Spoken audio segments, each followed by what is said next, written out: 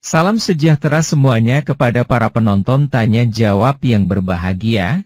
Semoga video ini bisa memberikan pengetahuan dan edukasi kepada para penonton, dan jangan lupa untuk like dan subscribe channel ini ya. Ya, selamat malam Rukmana. Tolong buka kamera, Bang.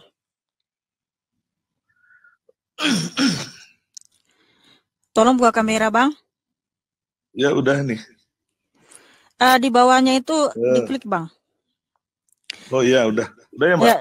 Ya, sudah, silakan, Bang. Ya, tertarik kisah TikTok lihat ada yang silakan diskusi. Sarenda.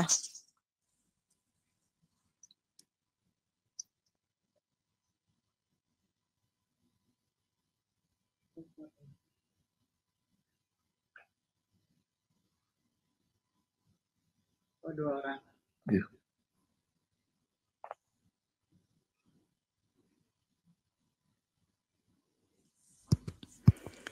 Ya, silakan Abang, pertanyaannya apa?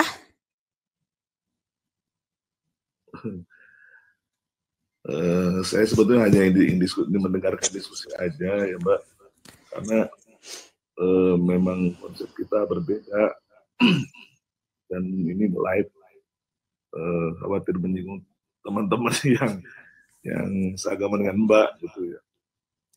Ya nggak apa-apa, Bang, kita sudah siap ditanya kok. Yang penting jangan ngeyel aja, Bang. Jangan ngeyel lalu merendahkan Tuhan Yesus.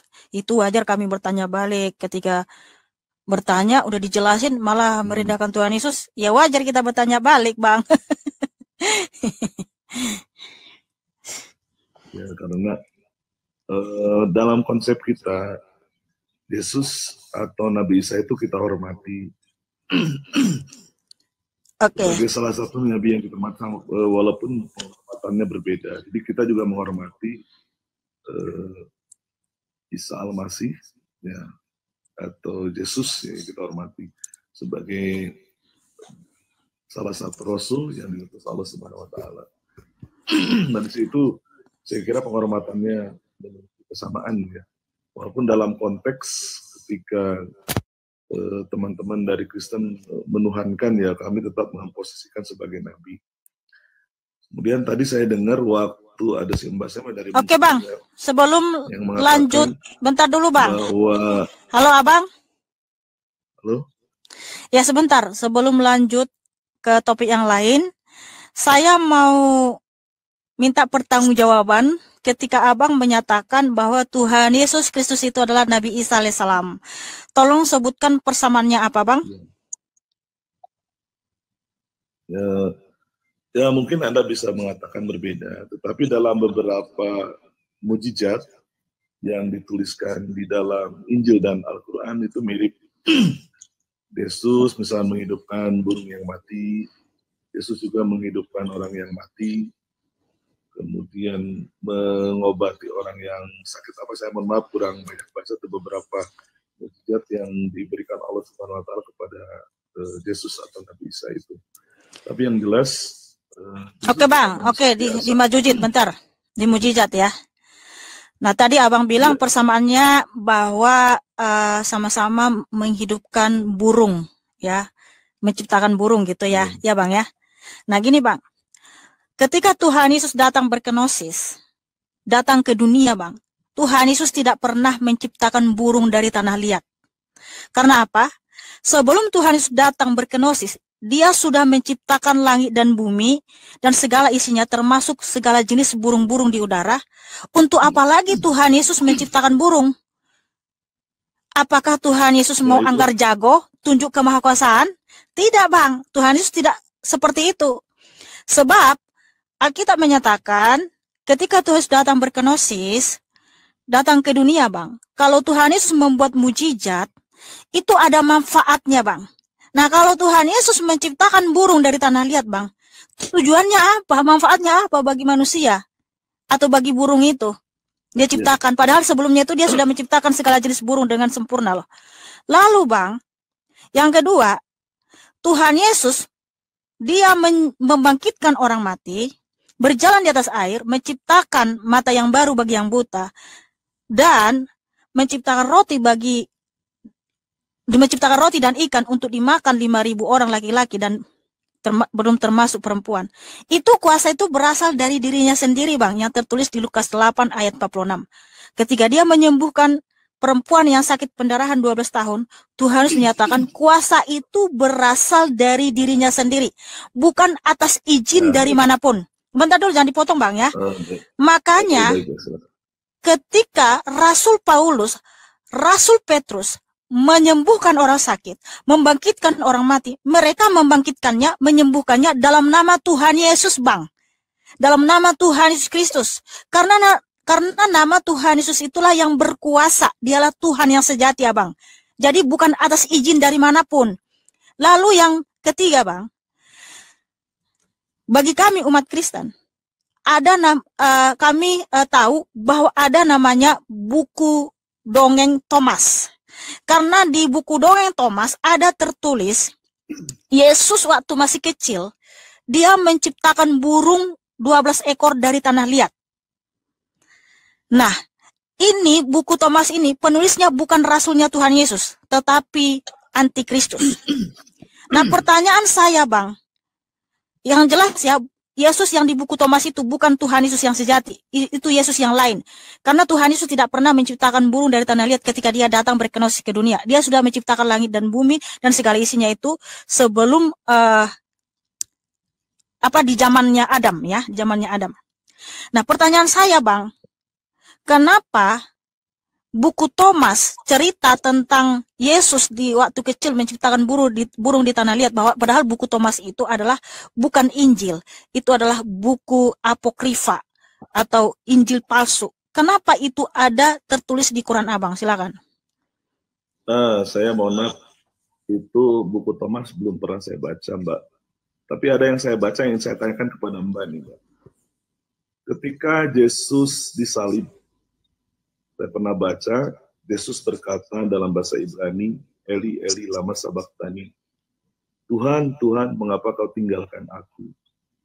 Nah, konsepnya, Yesus itu adalah datang ke dunia, kalau tidak salah menebus dosa, ya, Mbak? Menebus dosa manusia. Bukan menebus dosa, Bang. Menebus manusia berdosa dari kutuk kematian. Nah, baik, itu saya anggap seperti dengan kalimat yang berbeda.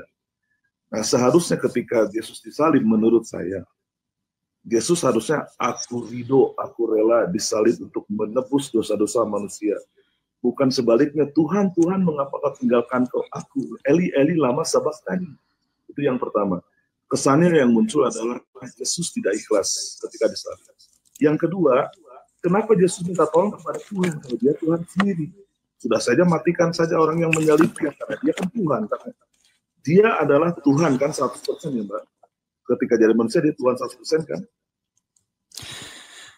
Oke, sudah, Bang. Ketika Yesus jadi manusia, apakah Tuhan Yesus 100% Tuhan bukan? Sesuai dengan firman Tuhan yang tertulis di Lukas 2:11. Hari ini telah lahir bagimu juru selamat, yaitu Kristus Tuhan di kota Daud. Ya, artinya ketika Yesus dia Tuhan, manusia, dia tetap Tuhan, iya. Tuhan kan, dia Tuhan. Iya. Ketika dia Tuhan, dia punya kekuatan sebetulnya untuk membunuh orang Romawi saat itu. Tapi dia tetap disalib dan dia mengatakan, Tuhan, Tuhan, mengapa kau tinggalkan aku? Eli, Eli, lama sabachthani. Dia minta tolong lagi kepada Tuhan yang disebutkan Tuhan itu. Padahal sudah, Bang. Dia Tuhan, enggak, Bang. Abang bertanya aja, Bang. Bertanya aja, nggak usah menjelaskan. Terima kasih, Mbak. Iya. Yang pertama, Bang, jika Tuhan Yesus menumpas semua orang yang menyalibnya pada waktu itu, maka saya juga tidak akan memberitakan Injil. Saya juga akan saya juga tidak akan pernah mendapatkan keselamatan kekal. Saya manusia yang mati dalam dosa-dosaku. Karena Tuhan Yesus Kristus tidak menumpas semua orang yang menyalibnya pada hari itu, walaupun pada saat dia ditangkap, Tuhan menyatakan kok, kamu sangka aku tidak bisa ya menurunkan bala tentara malaikat dari sorga untuk menumpas semua yang menangkap Tuhan Yesus? Bisa. Tapi Tuhan Yesus tidak melakukan. Kenapa Tuhan Yesus tidak menumpas mereka? Karena jika Tuhan Yesus kabur dari penyaliban itu, yang rugi siapa? Umat manusia, Bang. Sebab di dalam penyaliban itu Tuhan Yesus sedang menolong anak-anaknya yang telah mati. Dikira manusia ini kan, dikira orang-orang yang tidak percaya ini, oh Tuhan Yesus kalian itu lemah, dia disalib, dia menderita, lemah. Siapa bilang? Di dalam penderitaan Kristus ada keselamatan kekal. Itulah kenapa Tuhan menyatakan anak manusia akan ditinggikan dan dimuliakan di dalam penyaliban. Karena sewaktu Tuhan Yesus disalibkan, dia sedang menyelamatkan umatnya. Makanya ketika dia mati, dia turun ke alam maut, Bang. Tuhan Yesus ngapain di alam maut? Dia menyatakan kemenangan kepada roh-roh manusia yang telah meninggal. Di 1 Petrus 3 ayat 18-20. Ketika Tuhan Yesus bangkit, Bang, mereka pun ikut bangkit. Matius 27 ayat 50-53. Itulah kenapa, Bang, ada kebangkitan. Orang Kristen percaya di hari kiamat ada kebangkitan. Karena Tuhan Yesus telah terbukti mati dan bangkit pada hari yang ketiga. Sehingga firman Tuhan tertulis di 1 Korintus 15 ayat 17 ya. Jika Kristus tidak mati dan bangkit, Bang, sia-sia semua kita umat manusia ini. Tetapi puji Tuhan karena Kristus mati dan bangkit, dia bangkit dari antara, dialah yang pertama bangkit yang mati ya, sehingga dia yang sulung, sehingga setiap orang yang percaya kepadanya, Bang, akan dibenarkan oleh kebenaran Kristus, makanya kita pun ikut bangkit. Nah, ketika Tuhan Yesus menyatakan Eli Eli lama sabaktani di atas kayu salib, itu bukan minta tolong, Abang. Di situ bukan Tuhan, Tuhan, tapi Eloi, Eloi lama sabaktani. Allahku, Allahku, mengapa engkau meninggalkan aku? Itu nubuatan di Mazmur 22 ayat 1 bahwa Mesias akan mengucapkan itu di atas kayu salib. Yang kedua, itu juga sebagai bentuk penghiburan kepada Bunda Maria dan rasul-rasulnya yang mengikuti penyaliban itu, karena mereka begitu sesah hatinya, begitu sedih melihat penyaliban Tuhan Yesus. Tuhan Yesus mengingatkan kepada mereka bahwa nanti di hari ketiga dia akan bangkit. Jadi tidak perlu menangis atau bersedih terlalu mendalam. Makanya ketika perempuan-perempuan Yerusalem menangisi Tuhan Yesus, apa kata Tuhan Yesus sama mereka? Jangan kau tangisi aku, tangisilah dirimu dan anak-anakmu. Karena Tuhan Yesus tahu dia akan bangkit di hari ketiga. Nah kemudian, Bang, roh yang di dalam diri Tuhan Yesus itu adalah roh Elohim itu sendiri. Karena dia tahu juga roh itu akan keluar atau menghendaki supaya tubuhnya mengalami kematian. Kita manusia, Bang, di dalam diri kita terdapat 3 unsur, tubuh, jiwa, dan roh. Kalau kita mati, Bang, roh kita nggak tahu kapan keluar dari tubuh kita ini. Tapi Tuhan Yesus tahu roh yang di dalam dirinya itu akan menghendaki supaya tubuhnya mengalami kematian. Makanya dia mengucapkan Eli Eli lama sabaktani. Karena roh yang di dalam dirinya itu, Bang, itu Elohim, Allah yang maha tinggi. Sehingga ketika Tuhan Yesus dicambuk dengan mata kail, dari semalam-malaman, membawa salibnya ke bukit Golgota, begitu banyak darah yang tertumpah, dia nggak mati-mati, Bang. Karena apa? Nggak ada seorang pun yang berkuasa atas nyawa Tuhan Yesus. Makanya Tuhan Yesus menyatakan di Yohanes 10 ayat 18, aku berkuasa memberikannya dan berkuasa mengambilnya kembali. Jadi dia sendiri yang menghendaki supaya tubuhnya mengalami kematian, yaitu keluarnya Eloi Eloi itu dari dalam tubuhnya, Bang. Makanya dia mengalami kematian. Tetapi ketika rohnya itu kembali ke tubuhnya, dia bangkit, Bang. Itu artinya, Abangku. Baik Mbak, walaupun Mbak menjelaskan, terus terang saja saya tidak bisa menerima logikanya, karena di Matius itu tertulis tadi Eli Eli lama sabaktani, Tuhan Tuhan, walaupun Anda pakai bahasa Ibrani. Abang, tadi saya sudah jelaskan, bentar. Nggak usah lagi, bentar. Mohon maaf, Bang, supaya tidak balik lagi ke situ. Nggak apa-apa, Bang, kalau Abang nggak mengerti. Karena memang, ya, firman Tuhan ini adalah rahasia kerajaan surga. Jadi, saya berdoa kiranya Adonai Yeshua HaMashiach mencurahkan rohnya bagi Abang, supaya mata Abang terbuka dan mengerti apa yang sudah saya jelaskan. Yang mungkin tahun depan, 5 tahun kemudian, itu di situ Roh Kudus membukakan mata rohani Abang. Nggak apa-apa, Bang. Kalau hari ini Abang nggak mengerti, nggak apa-apa. Saya maklumi kok. Nggak apa-apa. Oke? Seperti itu ya, Bang. Ada lagi pertanyaan selanjutnya atau bagaimana nih, Bang? Pertanyaan saya berarti yang pertama belum terjawab, boleh Mbak ya? Karena ketika saya mau membahas itu namanya framing. Saya sudah jelaskan tadi. Dibilang tidak bisa menjawab. Menghormati perbedaan saya. Iya. Memang kita harus menghormati. Yang kedua, pertanyaan saya. Yang kedua. Tahu aja. Dikata amin karena alasannya detail. Mbak percaya gak bahwa selain manusia itu ada makhluk lain di galaksi lain, di planet lain? Saya percaya Selain Tuhan manusia, Yesus di planet bumi, saya nggak di galaksi lain ada makhluk yang lain, percaya nggak? makhluk apa, Bang? Kalau orang itu, misalkan orang dalam film disebutnya alien gitu, alien gitu ya. Saya nggak Aduh, seperti itu. sebentar dulu, Bang. Jangan ngomong itu di room saya, Bang. Soalnya TikTok ini sensitif, ya. Tapi yang tadi itu saya nggak percaya yang makhluk ada seperti itu. Bentar, buka mute-nya, Bang. Jangan ngomongin itu. Saya pernah ada ngomongin kayak gitu, rungkat live saya. Nah, baik. Ya, terima kasih, Bang. Yang jelas gini ya. Jagat raya itu, ya. Ya, yang jelas Boleh saya percaya. potong dulu? Oh ya, udah silakan, Bang. Baik. Jagat raya yang luas ini, bumi ini planet kecil sebetulnya. Dari tata surya aja kecil. Dengan galaksi, wah kecil lagi, apalagi galaksi. Nah, pertanyaan saya, mau-maunya seorang Tuhan, sewujud Tuhan, datang ke planet bumi dan menjadi manusia. Nah, itu barangkali, mohon maaf, dalam logika kami yang Muslim, Tuhan yang Maha Kuasa bisa dalam segala hal. Bentar dulu, Saranda. ya, Bentar. segala hal Tuhan mau-maunya gitu dia. Membela manusia, menebus dosa manusia, padahal luar biasa. Nah, ini karena pertanyaan saya yang pertama kan tidak dijawab tadi, sehingga saya menunggu pertanyaan kedua. Pertanyaan saya, mengapa harusnya Yesus itu ikhlas ketika disalib, tapi malah dia minta tolong pada Tuhan yang lain. Nah, Saya kira tadi itu, Mbak, katakan saya khawatir karena di komentarnya dari teman-teman bentar lain. dulu, Bang Rumana ya. Bang Rumana tadi sudah saya jelaskan Bang Rumana yang belum memahami, tapi nggak apa-apa. Makanya saya berdoa kiranya Tuhan Yesus memberikan rohnya, mencurahkan rohnya kepada Abang untuk mengerti apa yang saya sudah jelaskan. Tapi gini ya, Bang. Tuhan itu jika dia tidak datang ke dunia untuk memberikan darahnya di atas kayu salib, dia tidak rugi, Abang. Dia tetaplah Allah yang Maha Kuasa, Allah yang Maha Kudus, bertahta dalam kerajaan surganya.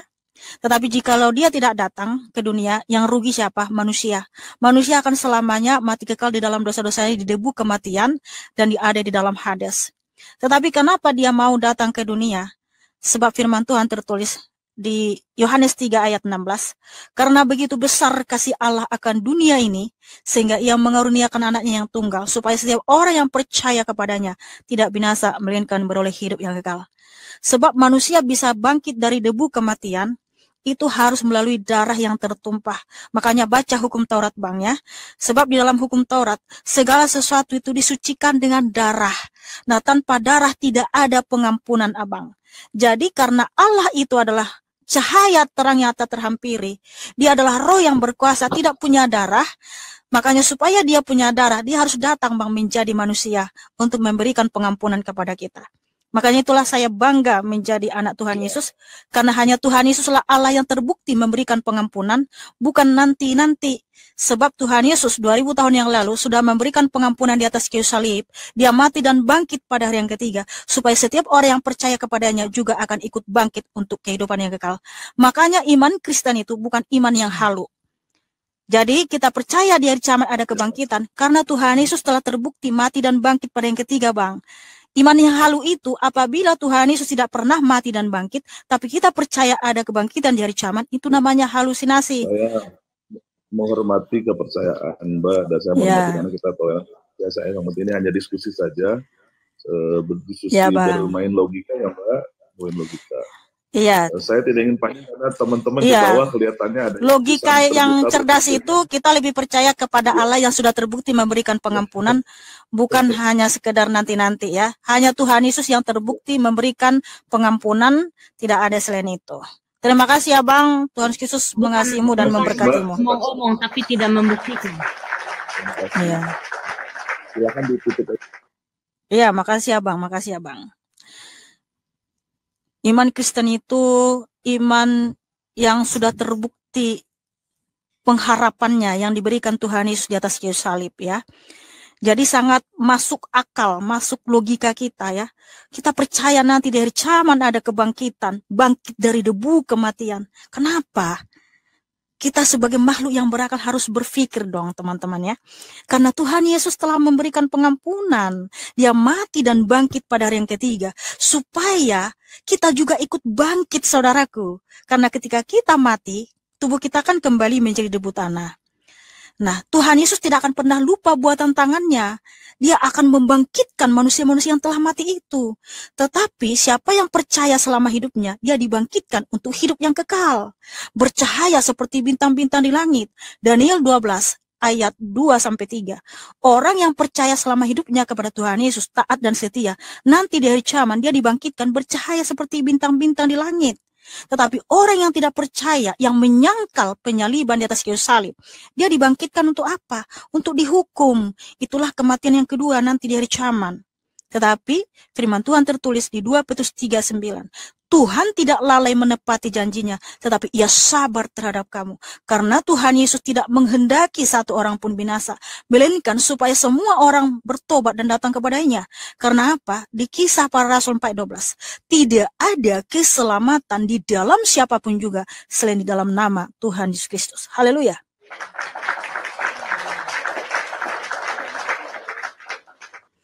Itulah kenapa saya sangat berapi-api memberitakan Injil, karena saya tahu siapa yang saya sembah, siapa yang saya muliakan. Apalagi rasul-rasul ya, yang sudah melihat Tuhan Yesus, yang sudah menyaksikan penyaliban itu, kematian dan kebangkitannya. Itulah kenapa mereka rela martir untuk Tuhan Yesus. Mereka memberitakan Injil dengan damai, tidak dengan pedang. Tetapi mereka martir. Kenapa mereka mau martir untuk Tuhan Yesus? Karena dia tahu siapa yang dia sembah. Yesus Kristus yang pernah mati dan bangkit pada hari yang ketiga. Itu kenyataan. Itu nyata. Itu fakta. Bukan karangan. Bukan asumsi. Tapi benar-benar disaksikan oleh para rasul. Makanya Rasul Yohanes menuliskan di 1 Yohanes 1 ayat 1. Apa yang telah ada sejak semula, yang telah kami dengar, yang telah kami lihat dengan mata kami, itulah yang kami saksikan dan yang telah kami raba dengan tangan kami sendiri tentang Sang Firman hidup. Itulah yang kami tuliskan kepadamu. Jadi semua Alkitab ini yang dituliskan para nabi dan para rasul, itu mereka melihat sendiri apa yang dilakukan Tuhan Yesus. Jadi penyaliban itu fakta sejarah yang tidak bisa dibantah. Haleluya, terpujilah Tuhan Yesus. Selamat malam. Ya, selamat malam Ihsan. Tolong buka kamera saudaraku. Siap.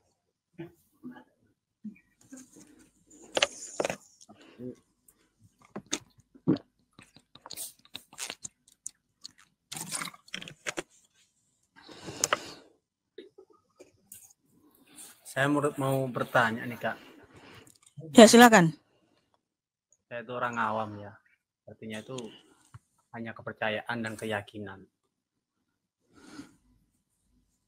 Saya mau bertanya, sebenarnya malaikat tuh ada berapa jenis sih?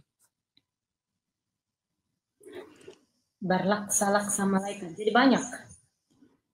Ya, kan banyak. Kalau kamu tanya jenisnya satu jenis saja, malaikat.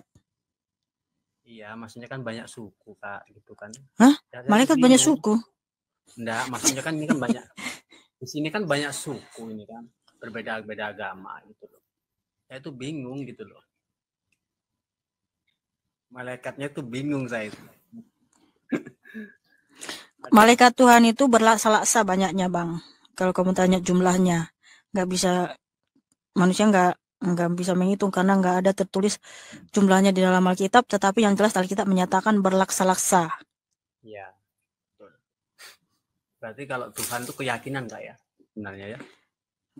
Tuhan itu adalah Sang Pencipta langit dan bumi, Tuhan semesta alam, Juru Selamat dunia yang namanya Yesus Kristus, Abang. Saya mau tanya Kak.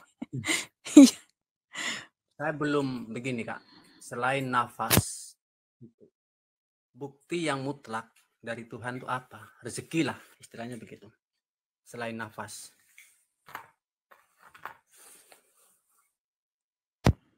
Selain nafas. Selain nafas, bukti yang mutlak. Bukti yang mutlak Ya. bahwa Tuhan itu ada gitu ya. Kalau Tuhan saya yakin ada. Kalau Tuhan terus? saya yakin. Cuma saya tuh belum mau tahu bukti yang mutlak gitu loh. Artinya yang nyata-nyata itu inilah bukti dari Tuhan selain nafas loh. Karena kan keyakinan itu semua. Kita tahu segala sesuatu ada karena ada Tuhan yang menciptakan gitu, simpel aja. Nggak tahu sih, tergantung bagaimana. Loh, kan itu udah bukti, Bang. Adanya langit karena Tuhan yang menciptakan, itulah bukti. Adanya bumi karena Tuhan yang menciptakan, itulah bukti. Saya maksudnya kan rezeki, Kak. Oke. Kok jadi rezeki kata? Kamu pernah melihat pelangi enggak? Pernah saya lihat pelangi. Inilah bukti bahwa memang Tuhan Yesus itulah sang pencipta langit dan bumi dan segala isinya. Ya, Karena hanya Alkitab yang bisa menjelaskan kenapa ada pelangi. Iya, hanya Alkitab. Yaitu di Kejadian 9. Sebentar dulu, apa kalau kamu tahu apalah coba? Enggak, maksudnya kan sebagian orang kan begini. Ada yang sebagian orang yang begini. Enggak, yang saya tanya kan pelangi, kenapa ada pelangi? Ya abang bilang, ya saya tahu. Apalah coba kenapa ada pelangi di awan itu? Kenapa ada pelangi coba? Maksudnya kan orang lain, orang kecil kan tahu Kak kalau pelangi itu ada kan. Ya latar belakangnya kenapa ada pelangi sehabis hujan di atas awan, kenapa? Kan saya bilang itu yang saya maksud tuh rezeki yang mutlak dari Tuhan. Ya iyalah. Bang, tadi jangan ke samping orang kan ada di depan gini gimana? Tadi dia bilang, kamu tahu nggak kenapa ada pelangi di atas awan sehabis hujan? Iya tahu. Terus apalah coba? Dia nggak bisa jelasin gimana Bang ini. Bukan, yang saya maksud itu rezeki lah, istilahnya rezeki. Gitu loh. Seandainya ini rezeki kalau orang jalan, rezeki. orang jalan misalkan di jalan dapat uang 1 koper, itu rezeki atau bagaimana itu? Ya Pak. Itu kan bukan itu kan bukan hakmu, bukan rezekimu itu. Ya betul. Kembalikanlah kepada pemiliknya. Nah betul. Masuk akal. Terus begini saudaraku, firman Tuhan menyatakan di Matius 5 ayat 7. Berbahagialah orang yang murah hatinya, karena mereka akan beroleh kemurahan. Murah hati itu maksudnya nggak pelit. Ya tahu Kak. Nah makanya saudaraku, inilah bukti kenapa Alkitab itu firman Tuhan yang sejati. Karena siapapun di seluruh dunia ini yang melakukan perintah ini, walaupun dia nggak kenal Tuhan Yesus, tapi dia murah hati, dia nggak pelit, dia suka membantu, dia akan beroleh kemurahan saudaraku, dia akan mendapat berkat yang banyak. Terkadang kan seorang itu begini Kak, terlalu berminta berlebihan sama Tuhan, tapi malas kerja. Artinya ada sebagian orang, yang keriting kerja, kalau memang rezeki saya nanti kaya ya kaya. Dari mana mau kaya kalau tidak mau kerja? Kan logikanya di situ. Ya makanya juga firman Tuhan mengatakan, bekerjalah kamu supaya kamu bisa makan dan bisa membantu orang lain di Efesus 4. Nah, makanya luar biasa saudaraku firman Tuhan Yesus. Oke saudaraku, terima kasih ya sudah bertanya. Belum dijawab tadi Kak, rezeki yang mutlak tuh belum dijawab. Ya kan dari Tuhan Yesus rezeki itu saudaraku. Saya tuh bingung ya. Ya kembali kalau saya tuh begini Kak, pada intinya. Kamu nggak fokus aku pada pertanyaannya. Dia bicara kok. Makanya saya perlu bukti gitu loh. Kita yang penting itu intinya jadi manusia yakin bahwa kita itu diciptakan sama Tuhan. Apapun agamamu, yang penting yakin bagaimana perilaku kita, bagaimana hati kita. Di situ aja sebenarnya. Udahlah ya. Kamu yang penting saudaraku, Tuhan Yesus mengasihimu dan memberkatimu, mudah itu aja ya. God bless you. Oke. Ya. Belum dijawab ini. Loh, yang mana lagi menjawab?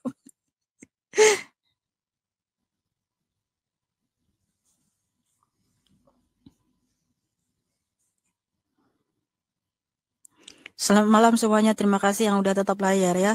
Tuhan Yesus memberkati. Ya, selamat malam Eklesia. Halo. Ya, silakan buka kamera cantik.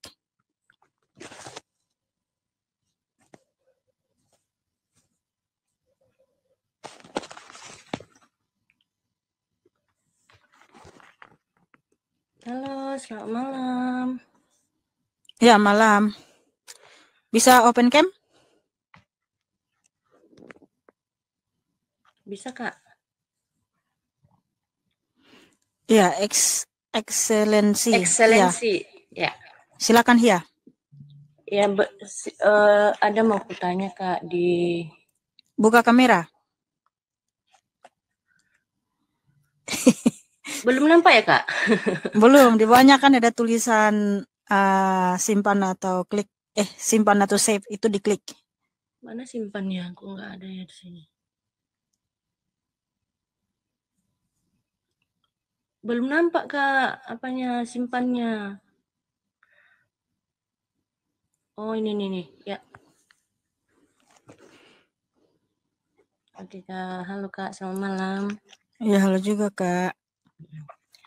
Ada saya mau tanya Kak, di surat Efesus pasal 5 ayat 22.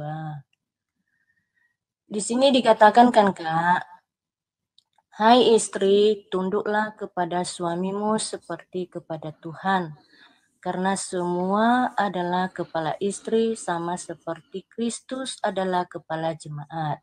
Dialah yang menyelamatkan tubuh. Nah, memang kan Kak, di dalam rumah tangga kan Kak, banyak sekali gejolak-gejolak hidup gitu ya. Nah, bagaimana ini Kak? Yang saya tanyakan, bagaimana kalau seorang istri memang kita tunduk kepada suami gitu ya. Jadi yang saya tanyakan, bagaimana kalau suami itu tidak sejalan dengan sepikiran yang kita inginkan begitu.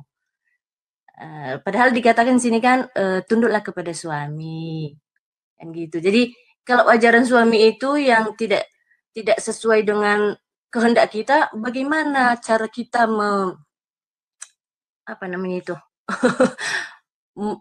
menyikapi itu Kak? Bagaimana sikap kita menyikapi hal tersebut? Silakan Sarenda. Efesus berapa? Ini aku lagi nyari. Efesus 5.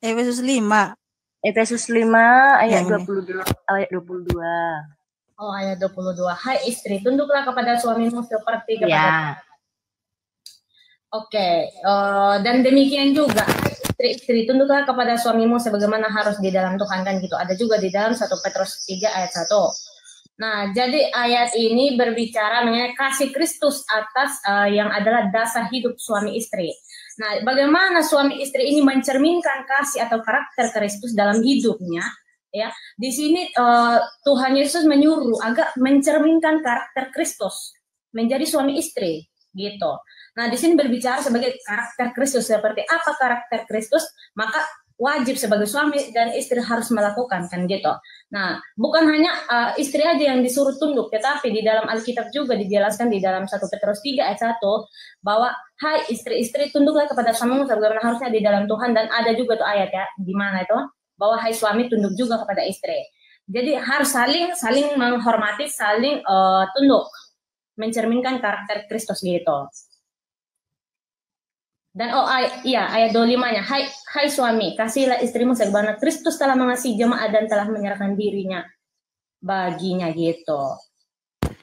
Baik. Iya. Jadi gini Kak, kakak kan udah berumah tangga toh? Iya. Kenapa kakak bertanya ini? Apakah suamimu nggak mengasihimu atau bagaimana Kak? Bukan Kak, bukan seperti itu. Memang kalau suami saya sangat baik, ya saya puji. Nah, terus kalau sangat baik, kenapa kakak bertanya ini? Gini Kak, kan dibilang di sini kepala keluarga itu adalah suami, dan kita harus tunduk kepada aturan dan ajaran, kan gitu kan. Sementara kalau kita di Kristen, maunya kalau dibilang kepala keluarga itu dialah yang mengajak kita berdoa, bergereja atau kebaktian begitu kan. Saudara-saudara sekalian, sudah kita saksikan bersama-sama di video ini ada narasi dan beberapa pertanyaan tentang Yesus yang disamakan dengan Isa Al-Masih. Pada waktu disalib seharusnya Yesus mengatakan aku rela untuk disalib, bukan malah minta tolong dengan memanggil-manggil Allah karena dianggap telah meninggalkan dirinya. Lalu semua narasi serta pertanyaan ini dijawab dan dijelaskan oleh Mihana secara panjang lebar sesuai dengan iman kekristenan dari Mihana dan sekaligus membacakan ayat. Ayatnya di Alkitab yang seperti kita saksikan bersama pada video ini, dan kalau menurut penonton apakah jawaban dan penjelasan dari Mihana ini bisa masuk di akal dan logika kita? Silahkan para penonton memberikan penilaian serta tanggapannya di kolom komentar. Terima kasih. Jawabannya lihat ayat di Alkitab. Lukas pukul 8.46 tetapi Yesus berkata, ada seorang yang menjamah aku, sebab aku merasa ada kuasa keluar dari diriku. Lukas pukul 2.11 hari ini telah lahir bagimu juru selamat, yaitu Kristus, Tuhan, di kota Daud. 1 Petrus 3, lihat perikopnya di ayat 18-20. Matius 27, lihat perikopnya di ayat 50-53. 1 Korintus pukul 15-17 dan jika Kristus tidak dibangkitkan, maka sia-sialah kepercayaan kamu dan kamu masih hidup dalam dosamu. Mazmur 22:1 untuk pemimpin biduan. Menurut lagu, Rusa di Kala Fajar. Mazmur Daud. Yohanes pukul 10.18 tidak seorang pun mengambilnya daripadaku, melainkan aku memberikannya menurut kehendakku sendiri. Aku berkuasa memberikannya dan berkuasa mengambilnya kembali. Inilah tugas yang kuterima dari Bapakku. Matius 5:7 berbahagialah orang yang murah hatinya, karena mereka akan beroleh kemurahan. Yohanes pukul 3:16 karena begitu besar kasih Allah akan dunia ini, sehingga ia telah mengaruniakan anaknya yang tunggal, supaya setiap orang yang percaya kepadanya tidak binasa, melainkan beroleh hidup yang kekal.